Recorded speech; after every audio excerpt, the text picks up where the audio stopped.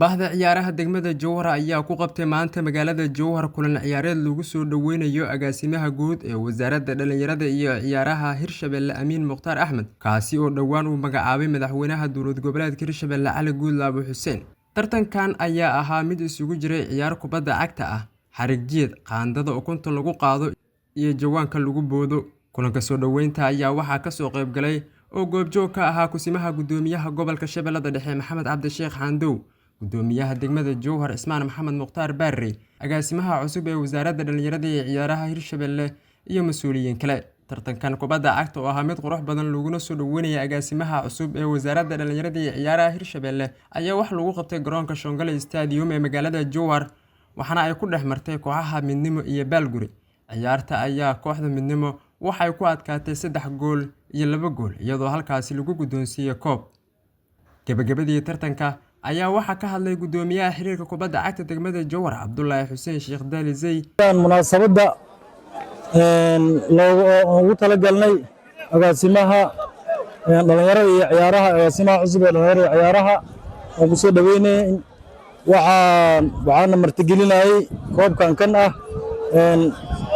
ururka kubadda cagta Sayidka Hirshabelle laba koox oo ka kala socda labada xaafad Horseed iyo Antibadaag koox lagu magacaabo Midnimo Kulmis iyo koox lagu magacaabo Baalguri waxay ciyaartii ku soo idlaatay 3-2 oo ay guusha ku raacday kooxda kubadda cagta Midnimo Kulmis waxaan idin leeyahay guuleystayaashan way guuleysteen.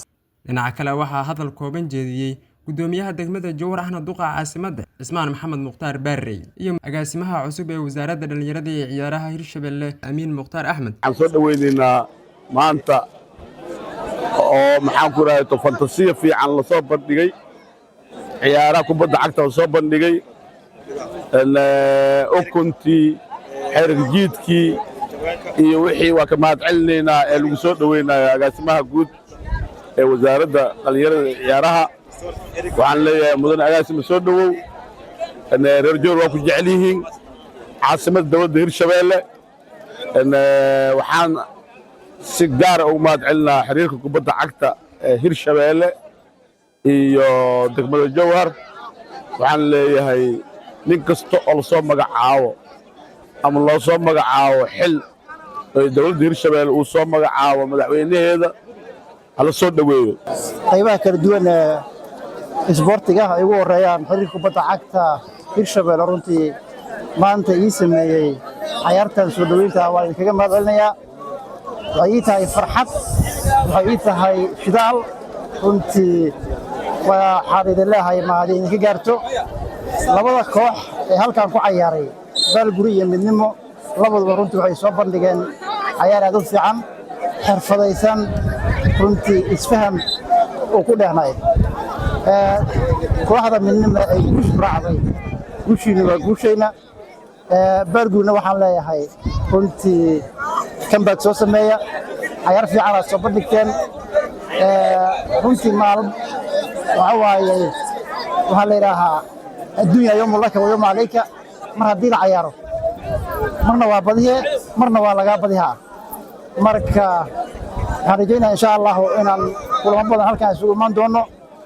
dawaan waxaan rabnaa inaan bilowno qorshayna ugu horeeya oo ah isdhexgalka bulshada qaybta isboortiga oo aan ka bilaabi doono degmooyinka dowladda Hirshabelle, kadibna aan gudbi doono gobollada ilaa iyo stateka guud ahaan marka dambe isku keeni doono si aan u helno ciyaartoy xirfadaysan oo aan markii aan la ciyaarayno kooxaha qaranka aan la goob tagno. ugu dambeyn kusimaha gudoomiyaha gobolka Shabeellada Dhexe Maxamed Cabdi Sheekh Xandow ayaa waxa uu asna dhankiisa ka jeediyay tartanka khudbad qiimo leh.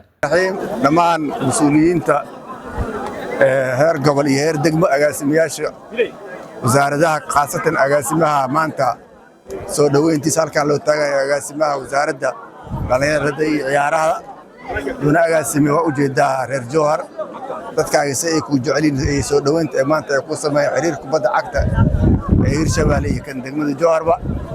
waxaan halkan u mahad celinayaa labadii kooxood ee Midnimo iyo Baalguri. xaqiiqdii waxay soo bandhigeen ciyaar aad iyo aad u wanaagsan.